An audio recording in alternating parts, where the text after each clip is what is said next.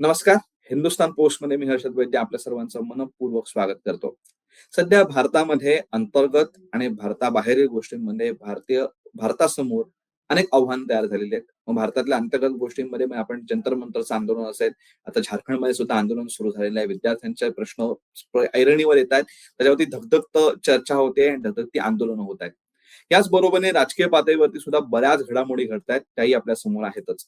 परंतु या सगळ्या काळामध्ये, या सगळ्या घडामोडींमध्ये भारतीय अर्थकारणाच्या आघाडीवरती सुद्धा बऱ्याच घडामोडी घडतायत आणि त्या साधारणतः आपल्या समोर येत नाहीयेत. आपण त्याची फारशी चर्चा करत नाही आहोत. मग याच गोष्टींची चर्चा आपल्याला करायची कारण त्या सर्व गोष्टी या थेट आपल्या रोजच्या जगण्याशी निगडीत आहेत.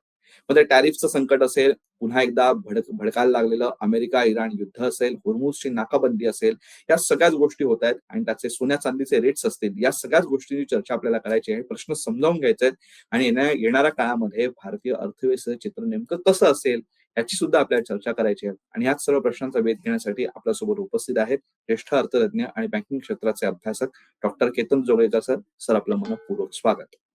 नमस्ते हर्षदजी. हिंदुस्थान पोस्टच्या सर्व वाचकांना आणि त्यांच्या युट्यूब व्ह्युअर्सना माझा सादर प्रणाम. सर, मी प्रस्तावनेत तसं म्हटलं तसं की आपल्या भारतीय अर्थकारणावरती सुद्धा बऱ्याच घडामोडी घडतायत आणि भारतासमोर बऱ्यापैकी आव्हानात्मक परिस्थिती त्याही आघाडीवरती तयार झालेली आहे. पण नेमकी आत्ताची आव्हानं आहेत काय? भारतीय अर्थकारणाची नेमकी आजची स्थिती काय आहे आणि कशा पद्धतीचं स्थिती आता या सगळ्या आघाड्यांवरती आहे? हर्षदजी, आज हिंदुस्थान पोस्ट तर्फे हा जो विषय आपण चर्चेला घेतलाय तो अत्यंत रिलेव्हंट आहे. कारण आपल्या प्रस्तावनेत आपण जे म्हटलं की सध्या भारताच्या आपण पॉलिटिक्समध्ये किंवा राजकारणात किंवा समाजकारणात जे बदल घडतायत आणि त्याच्या सोबत अर्थकारणात जे बदल घडतायत ते चर्चेला जाणं अत्यंत महत्वाचं आहे. मी असं म्हणेन की याची जी पार्श्वभूमी आहे, आज आपण जे चर्चेला करतोय, तर त्यामध्ये मी असं म्हणेन की भारताचं अर्थकारण सुद्धा एक स्थित्यंतर म्हणजे ट्रान्झिशन पिरियडमध्ये आहे. कारण गेला जर आपण वर्षभराचा उहापोह केला, तर काही महत्त्वाच्या घटनांमुळे अर्थकारणावर किंवा अर्थकारणावरती जे बदल झाले, त्यासाठी ते सांगणं मला खूप महत्त्वाचं वाटतं. त्यासाठी मी तुम्हाला गेल्या वर्षभरातला एक आढावा घेऊ इच्छितो.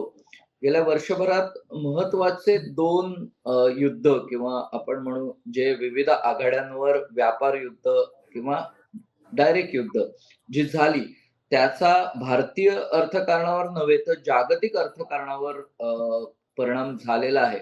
म्हणजे मी नेहमीच असं विविध माध्यमातनं म्हणतो की आता आपली जी युद्ध होतात ती फक्त सीमांसाठी किंवा सीमेवर होत नाहीत, तर त्यामध्ये अनेक पैलू असतात, विविध बाबी समोर येतात.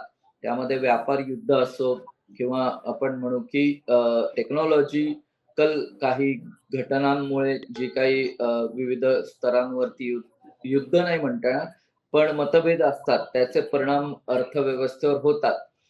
आपण जसं जाणतो की भारत ही चौथी शक्तिशाली अर्थव्यवस्था आहे आणि आपण तिसऱ्या शक्तिशाली अर्थव्यवस्थेकडे जाऊ. आणि जेव्हा आपण विकसित भारत 2047 म्हणतो, म्हणजे आकड्यांमध्ये सांगायचं तर $30 ट्रिलियन इकॉनॉमी आपण विचार करतोय, त्यावेळेला आज सिग्निफिकंटली एक्झॅक्टली काय घडलंय या युद्धामुळे, याची कारणमीमांसा करणं खूप आवश्यक आहे. जसं आपण म्हणतो की आता प्रत्येक भारतीयाला एक तर नक्की माहिती आहे की स्ट्रेट ऑफ हॉर्मुझ काय आहे आणि एक्झॅक्टली सप्लाय चेन मॅनेजमेंट काय आहे. म्हणजे हे 2 प्रकर्षाने मुद्दे पुढे आलेत आणि या युद्धामुळे आणि अजून काही घटनांमुळे त्यामध्ये गेल्या वर्षभरातलं जसं आपणही प्रस्तावनेत म्हटलात की युएसने लावलेले विविध देशांवरचे टेरिफ असो किंवा डॉलरचा भाव किंवा चांदीचा भाव भारतात जो चढ्या स्वरूपात आहे, त्याचा परिणाम असो आणि भारताचे लाडके माननीय पंतप्रधान यांनीही काही वेळेला वेळोवेळी याच्यावर उपाययोजना प्रत्येक भारतीयाला सांगितल्या आहेत. त्याचा उहापोह असतो. तर ह्यामुळे एक तर नक्की आहे की भारतीय अर्थव्यवस्था एक स्थित्यंतरातनं चालली आहे आणि गेल्या 8 ते 10 महिन्यात मी असं म्हणेन की जी थोडीशी डळमळीत होती, ती ह्या प्रथम क्वार्टरमध्ये, या फायनान्शियल इयरच्या प्रथम तिमाहीमध्ये थोडीशी सावरल्यासारखी दिसतीये. हेच मी माझ्या प्रस्तावनेत म्हणेन आणि मी त्याची कारणमीमांसा आगामी प्रश्नांमध्ये त्याची उकल नक्की करेन. पण आता एवढंच मी सांगेन सर्व दर्शकांना, की आपली अर्थव्यवस्था मागील जे 6 महिन्यात म्हणजे मागील वर्षाच्या लास्ट 2 क्वार्टरपेक्षा जेव्हा ऍक्च्युअल युद्ध सुरू होती आणि आता पहिल्या क्वार्टरमध्ये जेव्हा शांतता करार किंवा बोलणी चालू होती, त्यावेळेला वेगळी आहे किंवा मी असं म्हणेन की थोडीशी सावरली आहे, हे मला नक्कीच नमूद करावंसं वाटेल. तुम्ही आता उत्तरामध्ये बऱ्याच मुद्दे मांडलेत, की म्हणजे ऊर्जा संकट असेल, त्याच्यानंतर आर्थिक सोनं चांदीचा भाव असेल, याच्यामध्ये महागाई वगैरे अशा गोष्टी त्या अनुषंगाने येणाऱ्या सगळ्या गोष्टी आहेत. आपण या मुद्द्यांवरती प्रत्येक मुद्द्यावरती स्वतंत्र चर्चा करू. त्यातला पहिला मुद्दा म्हणजे ऊर्जा संकट, त्याच्यानंतर एनर्जी क्रायसिस. भारताच्या पंतप्रधानांनी सुद्धा आपल्या एनर्जी क्रायसिस वरती असं सांगितलं होतं, की भारताची एनर्जी क्रायसिस पासून सुटका आहे. आपण तितके सफिशियंट आहोत आणि आपण तितकी बेगमी करून ठेवलेली आहे, की आपल्याला भारताला किमान 2 ते 3 महिने काही त्रास होणार नाही. अशा पद्धतीचं वारंवार सरकारकडनं सांगितलं जाते. पंतप्रधानांनी सुद्धा खुद्द सांगितलेली ही गोष्ट. मग खरंच भारताची अशी परिस्थिती आहे का? जे आता परत पुन्हा एकदा होर्मुझची कोंडी होतीये, सगळ्या गोष्टी होते. तर भारत या ऊर्जा संकटापासून वाचण्यासाठी समर्थ आहे का? आपलं विश्लेषण काय? मी एक अर्थतज्ञ म्हणून या ठिकाणी माझं मत मांडतोय. कारण बरेच वेळा असं होतं, की आपण एखाद्या गोष्टीची चर्चा केली, तर त्यामध्ये काही गोष्टी मिक्सअप होऊ शकतात. तर मी या ठिकाणी एक अर्थतज्ञ म्हणून एक एनालिटिकल बाजू मांडतोय. हर्षदजी, जर आपण बघितलं तर जानेवारी महिन्यात प्रति बॅरल पेट्रोलचा भाव $70 होता. आणि जसं-जसं फेब्रुवारीपासून इराण अमेरिका युद्धाचं रूपांतर महायुद्धात झालं, अनेक देश त्यामध्ये इनडायरेक्टली सामील झाले. त्यावेळेला एप्रिल-मे मध्ये त्याचा भाव अल्मोस्ट 120 गेला आणि जून येता-येता परत 70 आला आणि आता आपण असं म्हणू की अ, या शांतता प्रक्रियेवर जेव्हा मधून-मधून काही गोष्टी घडतात, तेव्हा तो स्टेबल पण थोडा चढ-उतार होतोय. ह्याचा अर्थ असा, की डॉलरचा गेला 6 पेट्रोलचा 6 महिन्यातला किंवा एनर्जीचा 6 महिन्यातला जर एक आलेख बघितला, तर तो खूपच वेगळा आहे. जो आजपर्यंत कधी एवढा स्थित्यंतरातून नव्हता. तसंच मी असं म्हणेन, की भारत हा 90% आपलं एनर्जी किंवा पेट्रोल, डिझेल हे आयात करतो आखाती देशातून किंवा इतर देशातून. तर त्यामुळे आपण जेव्हा आपण आखाती युद्धाचा विचार करतो आणि त्याचा आपल्या अर्थव्यवस्थेवर काय परिणाम होईल हा विचार करतो, तेव्हा आखाती युद्धाचा पूर्णपणे एक परिणाम आपल्या देशावर जानेवारी 2026 पासून दिसायला लागला. आणि तुम्ही जसं म्हणालात, की माननीय पंतप्रधानांनी त्यावेळेला 3 गोष्टी सांगितल्या होत्या. एनर्जी रिलेटेड, कोल्ड रिलेटेड आणि ट्रॅव्हल टुरिझम रिलेटेड किंवा एक काटकसर करायला सांगितली होती.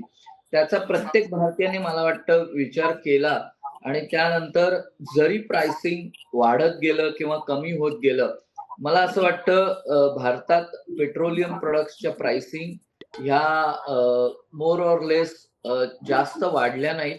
कारण आपण जो पेट्रोलियम प्रॉडक्ट्सचा साठा केला आहे किंवा करतोय विविध देशातून तर आयात करून, त्यावेळेला आपल्याला खूपच मी असं म्हणेन की बऱ्यापैकी स्थितीचा अंदाज येऊन आपले काही निर्णय हे आज निदान असं म्हणू शकतो, की ते बऱ्यापैकी पॉझिटिव्ह होते. यामध्ये दुसरा असा एक विषय आहे, की सप्लाय चेन मॅनेजमेंट. जेव्हा आपण म्हणतो, की भारत हा जगातील 3rd लार्जेस्ट इम्पोर्टर आहे ऑफ ऑइल प्राइस एनर्जी, तेव्हा ते पूर्णपणे सप्लाय चेन मॅनेजमेंट या हॉर्मुझमुळे थोडंसं परिणाम झाले होते. मध्यंतरीच्या काळात आपल्याला आठवत असेल तर इराणने ती पूर्णपणे बंद केली होती. त्यावेळेला एकही जहाज त्या हॉर्मुझमधून येऊ शकत नव्हतं. पण त्याही वेळेला आपण आपल्या कूटनीतीमुळे किंवा आपण म्हणू काही इकॉनॉमिक नीतीमुळे even if we are largest importer तरी आपण त्याचं प्राइसिंग कंट्रोल करू शकलो. ऑफकोर्स मध्यंतरीच्या काळात हेही मान्य करायला पाहिजे एक अर्थशास्त्राचा तज्ञ म्हणून, की त्याचा परिणाम झाला होता आणि असं वाटत होतं, की आता ह्यामुळे घरगुती प्राइसिंग किंवा जे आपण म्हणू की spending capability of a human being नक्कीच त्याच्यावर असर होईल आणि थोड्याफार प्रमाणात झालाही निगेटिव्हली.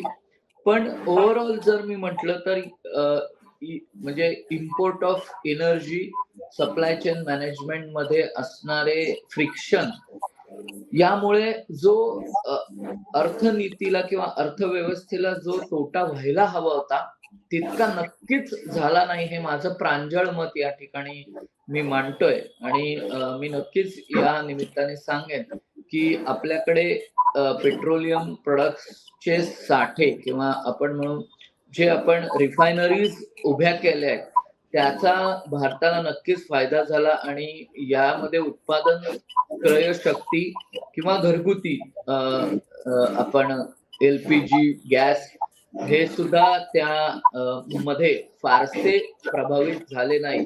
आणि ओव्हरऑल मला असं वाटतं, की जर 6 महिन्याचा उहापोह केला, तर मला म्हणजे ॲक्सेप्ट आहे, की डॉलरचा रेट वाढला, सोन्या-चांदीचा रेट वाढला. तरी पण मी असं म्हणेन, त्या प्रमाणात पेट्रोलियम प्रॉडक्टचे रेट्स वाढले नाही भारतात. हीच मला पॉझिटिव्ह गोष्ट या निमित्ताने इथे नमूद करावीशी वाटते. सगळ्यातला पुढचा मुद्दा जो आहे, आपण एका जिव्हाळ्याच्या मुद्द्यावरती बोललो. दुसरा मुद्दा म्हणजे सोने-चांदी.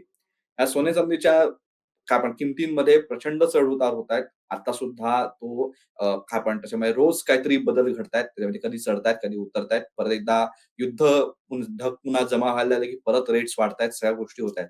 नेमकं सोन्या-चांदीच्या गोष्टींवरचं विश्लेषण तुम्ही कसं कराल? आणि भारतासाठी जे पंतप्रधानांनी आवाहन सुद्धा केलं होतं, त्यानंतर काही फरक पडलाय का? भारताचं अर्थव्यवस्थेमध्ये त्या गोष्टींमध्ये आपलं विश्लेषण काय? मी थोडं यामध्ये हर्षदजी एक वेगळा विचार मांडतो, की आपण नेहमी सोनं, चांदी किंवा आपण काही प्रॉडक्ट्स वरती कायम उहापोह करत असतो. पण मला असं वाटतं कॅटेगॉरिकली सोनं, चांदी हे नेसेसिटीजमध्ये येत नाही. म्हणजे मोस्ट ऑफ द भारतीय जेव्हा हा विचार करतात, की हे प्राइसिंग का वाढतं? तर मला असं वाटतं, की ज्या वेळेला जागतिक अर्थव्यवस्थेमध्ये किंवा जिओपॉलिटिक्सचा विचार केला, तर प्रत्येक गुंतवणूकदाराचं म्हणजे जो जागतिक पातळीवर वेगवेगळ्या स्टॉक मार्केटमध्ये, गोल्ड मार्केटमध्ये गुंतवणूक करत असतो, कॅपिटल मार्केटमध्ये. त्यावेळेला जर युद्धाचा त्याच्यावर सावट आलं किंवा गडद संकट आलं, तेव्हा तो सेफ ऑप्शन शोधायला सुरू करतो. आणि अशा वेळेला आजही मला असं वाटतं, की gold is one of the safest option to invest.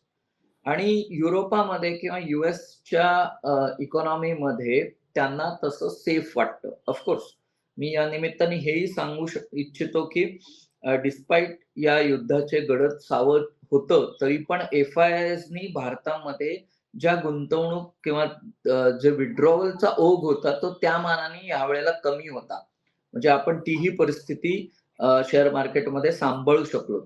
Coming back to gold किंवा सिल्व्हर त्यावेळेला मला असं वाटतं, की जेव्हा युद्धाचं एक गडद संकट होतं, त्यावेळेला गोल्ड आणि सिल्व्हरच्या price automatically link to many aspects like energy prices, dollar rate and आपण म्हणू, की जागतिक जिओपॉलिटिकल सिच्युएशन. त्यामुळे मला असं वाटतं, की त्यावेळेला गोल्ड ऑलमोस्ट 1.45 1,45,000 पर्यंत गेलं होतं. आणि त्याच्यामुळे मला वाटतं, की माननीय पंतप्रधानांनी तेव्हा आवाहन केलं होतं, की आपण गोल्ड, सिल्व्हर मधली इन्व्हेस्टमेंट थोडीफार कमी करू किंवा ई-टी-एफमध्ये सुद्धा इन्व्हेस्टमेंट कमी करू. आणि याचा असर असा झाला, की आज ते बऱ्यापैकी स्टेबल आहे. मध्ये ते 93,000 पर्यंत आलं होतं आणि त्यानंतर आज ते स्टेबल आहे. पण मला परत इथे एक गोष्ट नमूद करावीशी वाटते, की आपण म्हणतो, की ब्लॅक गोल्ड आणि गोल्ड म्हणजे पेट्रोलियम प्रॉडक्ट्स आणि गोल्ड याची इन्व्हेस्टमेंट आगामी काळात किंवा यामध्ये भारताची डिपेंडेबिलिटी आगामी काळात भारतीय नीतिकारांना किंवा अर्थव्यवस्थेला नक्कीच विचारात घ्यावी लागेल, की इथून पुढच्या काळात जर असे काही प्रश्न आले, त्यावेळेला या 2 गोल्डला ब्लॅक आणि आपण नॉर्मल जे गोल्ड, सिल्व्हर म्हणतो, त्याच्या बाबतीत काय निर्णय आधीपासून घ्यावे हे ठरवावं लागेल. कारण हे मान्य केलंच पाहिजे, की जानेवारीपासून जेव्हा गोल्ड, सिल्व्हर किंवा बॅरलचा भाव वाढत होता, तरी मला असं वाटतंय प्रांजळपणे, की भारतीय अर्थनीतीच्या तज्ञांना असं वाटलं होतं, की युद्ध एवढा वेळ लांबणार नाही किंवा मला फॉर दॅट मॅटर जिओपॉलिटिकल जर आपण बघितलं तर कुठल्याच देशाला वाटलं नव्हतं, की एवढं आखातातलं युद्ध लांबेल किंवा वेगळ्या स्तरावर जाईल. त्यामुळे पहिल्यांदा ज्या नीती आपण अप्लाय केल्या होत्या लाइक रेपो रेट म्हणा किंवा आपण पी-एल-आय म्हणू म्हणजे प्रोडक्शन लिंक्ड इन्सेंटिव्हज म्हणा, तर त्यावेळेला तिथे आपण फोकस केलं होतं. पण नंतरच्या काळात जसं-जसं युद्ध लांबलं, त्यावेळेला पेट्रोलियम प्रॉडक्ट्स वरती पण आपण थोडंसं एक सँक्शन्स आणली म्हणजे काही गोष्टी त्याच्यामध्ये आपण सुधार केला. तसंच गोल्ड, सिल्व्हरमध्ये केला. पण आजही मी असं नेहमी म्हणतो, की एवढं असूनही जेव्हा सेफ ऑप्शन अवेलेबल असतात यूएस मार्केट, युरोपियन मार्केट, तेव्हाही एफ-आय-आयजनी एवढं ते म्हणजे अगदी मनावर न घेता आजही भारतीय अर्थव्यवस्थेमध्ये गोल्ड, सिल्व्हरचा साठा किंवा गोल्ड, सिल्व्हरमध्ये असलेली इन्व्हेस्टमेंट ही स्वागतार्ह आहे या क्वार्टरमध्ये. त्यामुळे त्याचा फारसा असा परिणाम झालेला दिसत नाही. मधल्या काळात नक्कीच झाला, पण आता तो परत सुधारतो आहे, हे मात्र मान्य करायला हवं. सो तुम्ही याच्यामध्ये एक महत्त्वाचा मुद्दा मांडलात, की भारताने कशा पद्धतीने आपली अर्थनीती आणि अर्थकारणाची गती या सगळ्या गोष्टींमध्ये वेळोवेळी चांगले निर्णय घेतले आणि त्यामुळे भारत या युद्धाच्या झळांपासून वाचवू शकला स्वतःला, हे नक्कीच मान्य करावं लागेल. मग ह्याच्यामध्ये एक महत्त्वाचा मुद्दा असतो, महत्त्वाचा घटक आहे या अर्थव्यवस्थेतला, तो म्हणजे भारतीय रिझर्व्ह बँक. ही रिझर्व्ह बँक दरवेळेला त्यांची मॉनिटरी पॉलिसी तर्फे त्यांचे काही निर्णय जाहीर करत असते, फिस्कल पॉलिसी जाहीर करत असते आणि त्याचे परिणाम संपूर्ण अर्थव्यवस्थेवरती होत असतात. मग repo rate, reverse repo rate हे सगळे आपल्याला माहिती आहे. मग यावेळेला नुकतंच भारतीय रिझर्व्ह बँकेची फिस्कल पॉलिसीची मीटिंग झाली आणि त्यांनी रेपो रेट जैसे थे असंच ठेवण्याचा निर्णय त्यांनी घेतला. या निर्णयाकडे आपण कसं बघता, की भारताच्या अर्थकारणामध्ये आत्ताचा जो हा निर्णय आहे, हा काय परिणाम करू शकेल? आता जेव्हा आपण अर्थव्यवस्थेचा किंवा जेव्हा आपण युद्धाचा विचार करतो आणि त्याचे परिणाम जेव्हा डिस्कस करतो, तेव्हा रिझर्व्ह बँक ऑफ इंडिया हे खूप महत्त्वाचं स्वायत्त संस्था आहे. जे भारतीय अर्थव्यवस्थेमध्ये मोलाचं स्थान आहे. जसं आपण म्हणतो की नीती आयोग किंवा फायनान्स मिनिस्ट्री म्हणजे भारत सरकार असं म्हणूया. तसंच रिझर्व्ह बँक ऑफ इंडियाचे पण काही निर्णय हे खूप महत्त्वाचे गेल्या 6 महिन्यात मला वाटतं की खूपच महत्त्वाचे ज्याचा तुम्ही उल्लेख केला रेपो रेट, जो नेहमीच आपण स्टॉक मार्केटचं जेव्हा वाहिन्या उघडतो तेव्हा त्या दिवसाला ते खूप महत्त्वाचं डिस्कशन असतं. मी रिझर्व्ह बँकेच्या रेपो रेटच्या आधी 1-2 गोष्टी आपणाशी शेअर करू इच्छितो, की जेव्हा आपल्याकडे अशा सिच्युएशन्स येतात किंवा ज्या वेळेला युद्धासारखे म्हणा किंवा एक इन्फ्लेशन किंवा आपण म्हणू मंदीचं सावट ज्यावेळेला असतं किंवा म्हणजे आपण जर विचार केला, तर युद्ध हा एकच परिणामकारक ठरला नाही. तर गेल्या वर्षभरात यूएस म्हणजे अमेरिका सरकारचे असे काही धोरणं सुद्धा कारणीभूत ठरले. त्यामध्ये टेरिफ हे मी म्हणजे प्रामुख्याने इथं नमूद करेन, की वेळोवेळी ते आधी 25% मग 50% मग 18% आणि आता तर 100% लावायचा यूएस सेनेट त्यांचा रिझोल्यूशन करत आहे. त्यावेळेला मला एक गोष्ट प्रकर्षाने इथे जाणवते, की त्या वेळच्या जागतिक जिओपॉलिटिकल सिच्युएशन नुसार आपल्याही रिझर्व्ह बँकेला तशी पावलं उचलावी लागतात. आता यामध्ये जेव्हा आपण टॅरिफचा विचार करतो, युद्धाचा विचार करतो, त्यावेळेला आपल्यावर होणारे परिणाम हे ह्या वेळेला घरगुती स्पेंडिंगवर झालेले आहे. हे मान्य करावेच लागेल. कारण energy is directly linked to your home consumption. म्हणजे आपल्या घरापर्यंत यावेळेला ते आलं होतं. आणि मग त्यामध्ये जर अजून बँकांनी किंवा रिझर्व्ह बँकेने त्यामध्ये अजून जर काही असे निर्णय स्ट्रिक्ट घेतले असते, की जे ई-एम-आय किंवा लोन रिलेटेड असते किंवा आपण म्हणू स्पेंडिंग पॉवर ऑफ इंडिव्हिज्युअल ह्या रिलेटेड असते, तर मात्र नक्कीच हे मारक ठरलं असतं.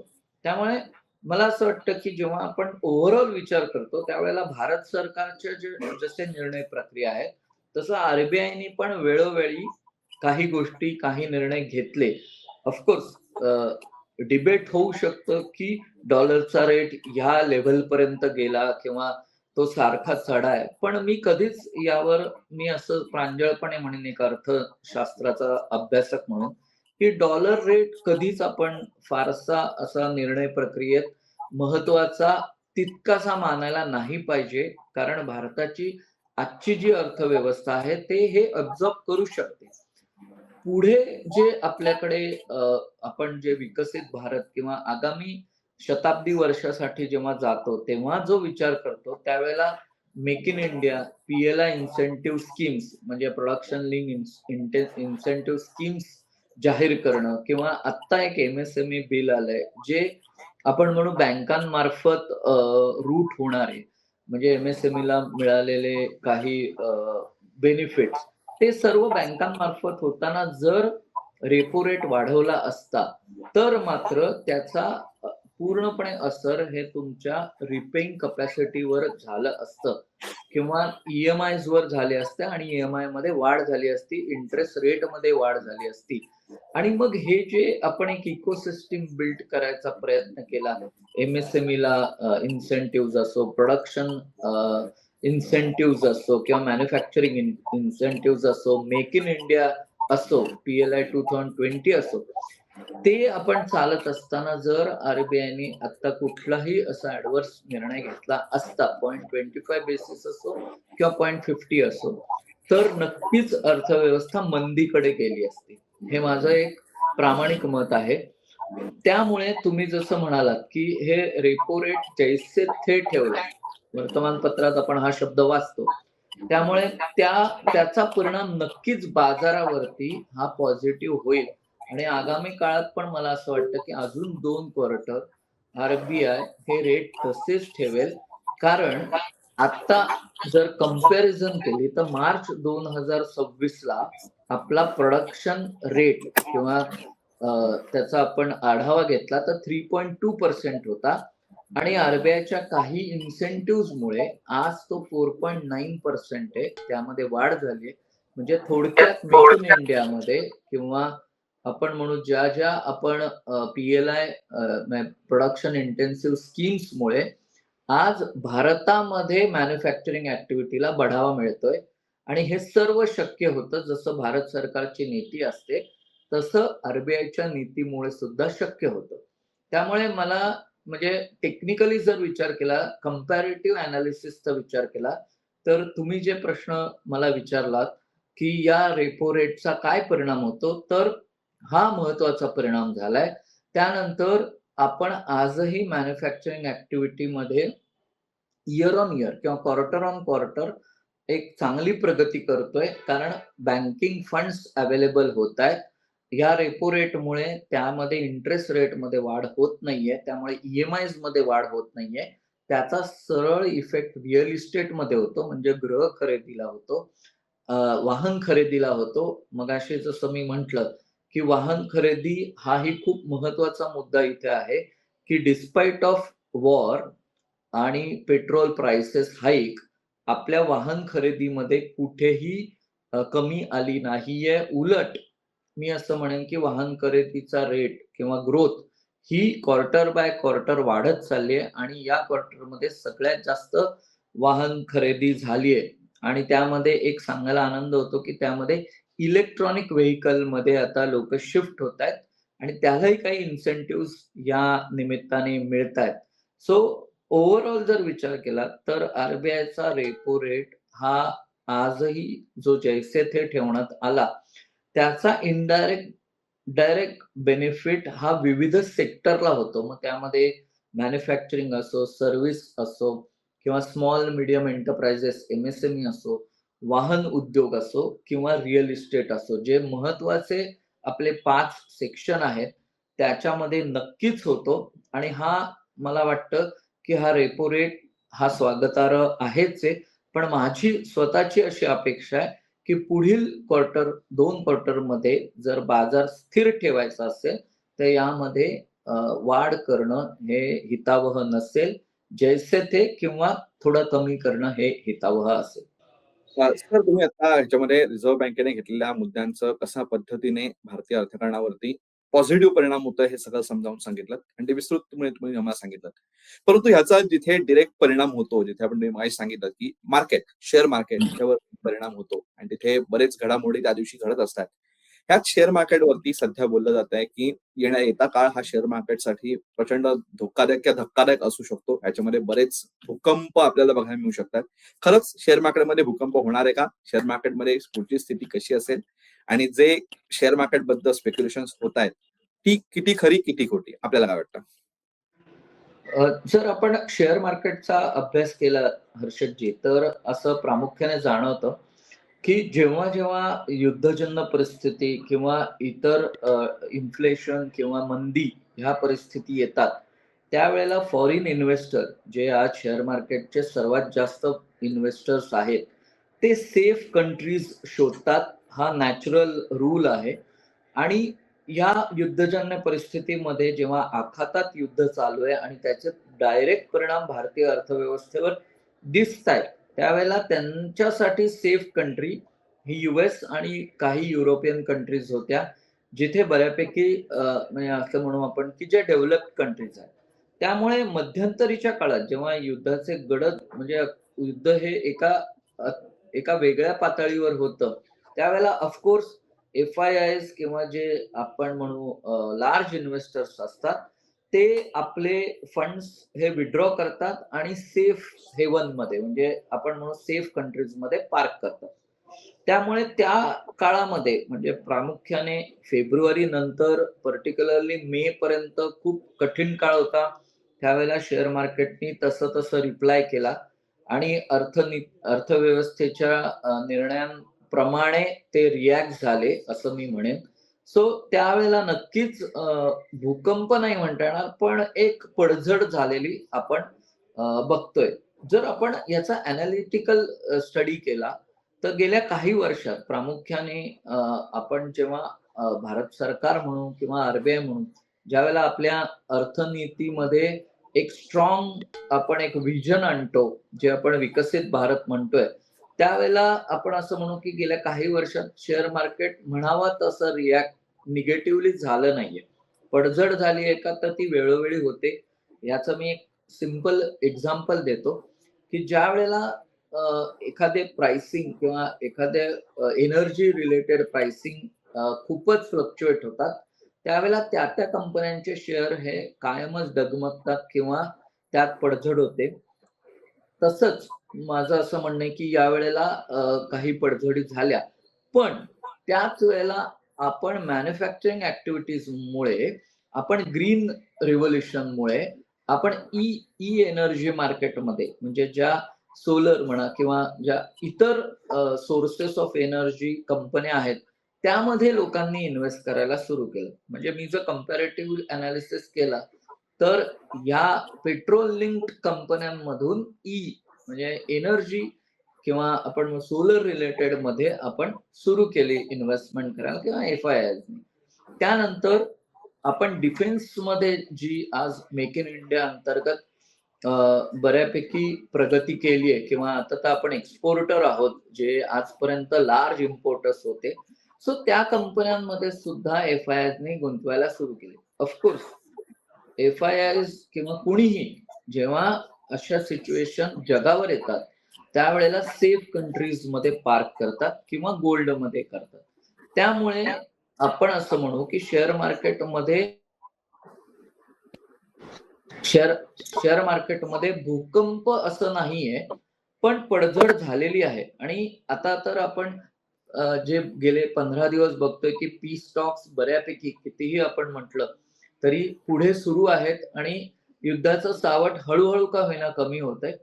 आणि दुसरीकडे आपण जरी म्हटलं, की यूएस गव्हर्नमेंट किंवा ऑनरेबल ट्रम्प आपल्यावर टेरिफ लावतायत, तरी माझा असा अंदाज आहे की ते हा निर्णय थोडासा सॉफ्टन करतील आणि आगामी काळात त्यांनाही भारत हा खूप ट्रस्टेड पार्टनर म्हणून त्यांना नक्कीच एक आशावादी चित्र निर्माण होईल, कारण आपण US ट्रीटी साईन करणार आहोत. त्यामध्ये हा महत्वाचा मुद्दा राहील टेरिफचा. त्यामुळे आपण नक्कीच त्याच्यावर निगोशिएट करू आणि त्याचा परिणाम शेअर मार्केटमध्ये आगामी काळात होईल. पण हॅव्हिंग सेड दॅट, मला अजूनही असं वाटतं की मार्केट सावरायला खऱ्या अर्थाने एक अजून तरी हा क्वार्टर जाईल, म्हणजे सप्टेंबर पर्यंत.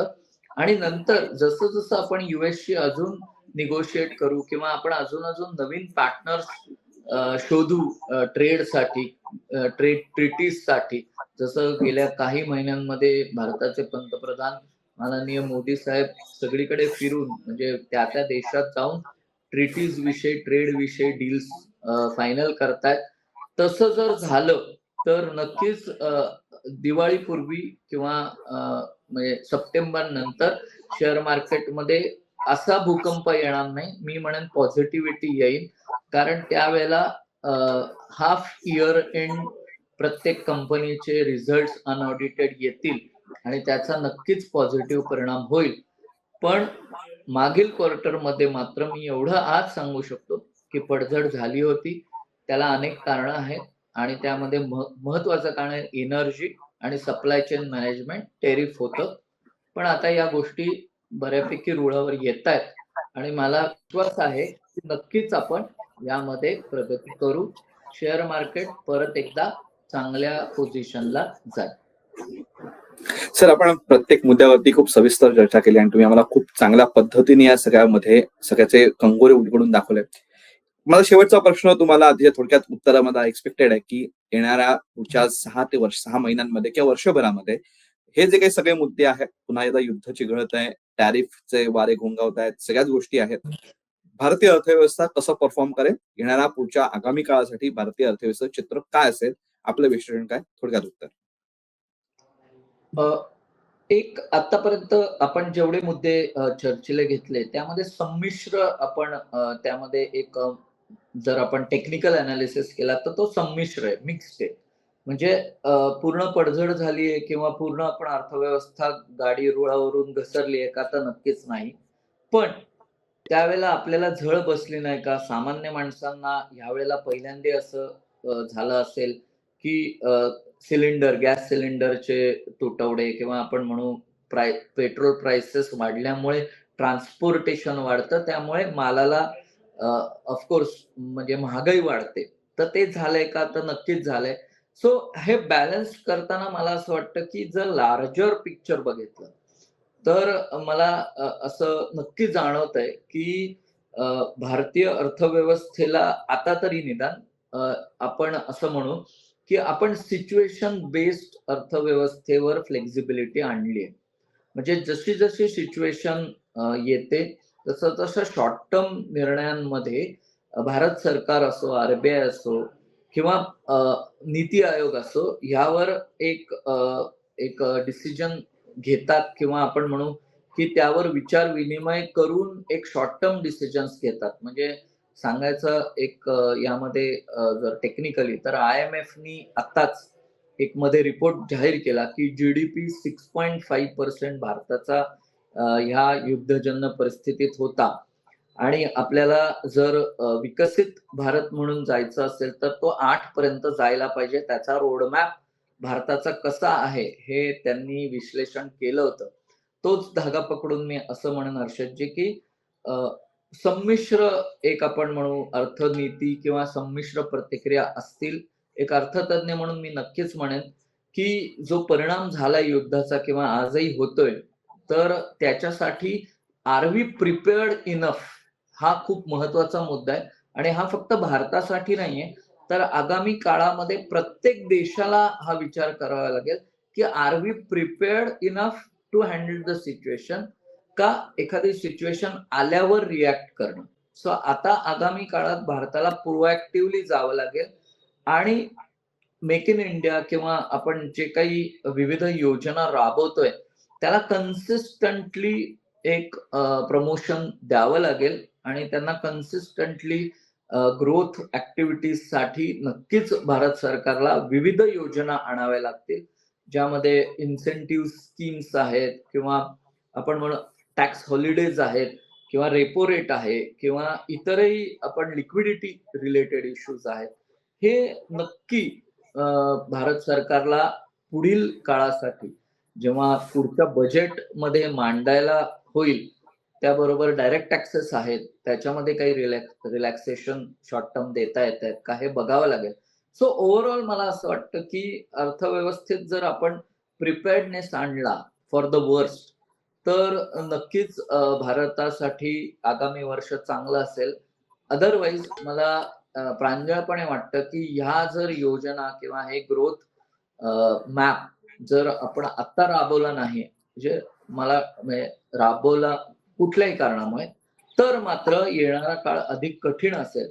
पण पहिल्या क्वार्टरचे जे रिझल्ट्स आपण आपण जर अनुभवले किंवा बघितले, मॅन्युफॅक्चरिंग सेक्टर असो, सर्व्हिस सेक्टर असो, डिस्पाइट ऑफ एआय क्रांती असो किंवा जीडीपी ग्रोथ असो, जो सगळ्यात मोठा मेजरमेंट असतो, किंवा बँकांचे रिझल्ट्स असतो. आता मध्यंतरी आपणच चर्चा केली होती की बँकांनी हायेस्ट डिव्हिडंड दिले आरबीआयला.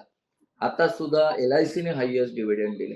सो हे ओव्हरऑल जर ब्रॉड लेवलवर विचार केला, तर आगामी वर्षात 2026-27 मध्ये ह्या सर्व कठीण परिस्थितीतून निभावून भारतीय अर्थव्यवस्था तिसऱ्या नंबरला पोहोचेल, यात मला तरी शंका वाटत नाही. परंतु जे काही आपण सुचवतो आहे, जे आपण ओपिनियन या ठिकाणी ठेवतोय, त्याचा थोडाफार भारत सरकार नक्कीच दखल घेत असेल किंवा त्यांनी ऑलरेडी त्यावर काम केलं असेल. ते जर त्यांनी रोड मॅप तसाच ठेवला, तर नक्कीच मला असं वाटतं की भारतीय अर्थव्यवस्था ही नंबर 3 ला जाऊ शकते आगामी 2026-27 मध्ये. सर, तुम्ही आम्हाला आज अर्थव्यवस्थेचं चित्र समजावून सांगताना बऱ्याच गोष्टींचा उहापोह केला आपण, आणि त्यामध्ये आम्ही वेगवेगळ्या प्रश्नांची आपण खूप सविस्तर चर्चा केली आणि तुम्ही आम्हाला त्याच्याबद्दल समजावून सांगितलं. भारतीय अर्थव्यवस्थेच्या अनेक प्रश्नांवरती आपण सातत्याने बोलत असतो, यापुढेही बोलत राहू. पण तुम्ही आज आम्हाला वेळ दिलात आणि आमच्या प्रश्नांना सविस्तर उत्तर दिली, याबद्दल हिंदुस्थान पोस्ट आपले मनःपूर्वक आभार. धन्यवाद. मी हिंदुस्थान पोस्टचे खरंच आभार मानतो आणि मी स्वतःला सन्मानित मानतो की हिंदुस्थान पोस्टवर मला माझी मतं व्यक्त करायला आपण परवानगी देता. परत एकदा सादर प्रणाम आणि धन्यवाद. धन्यवाद सर.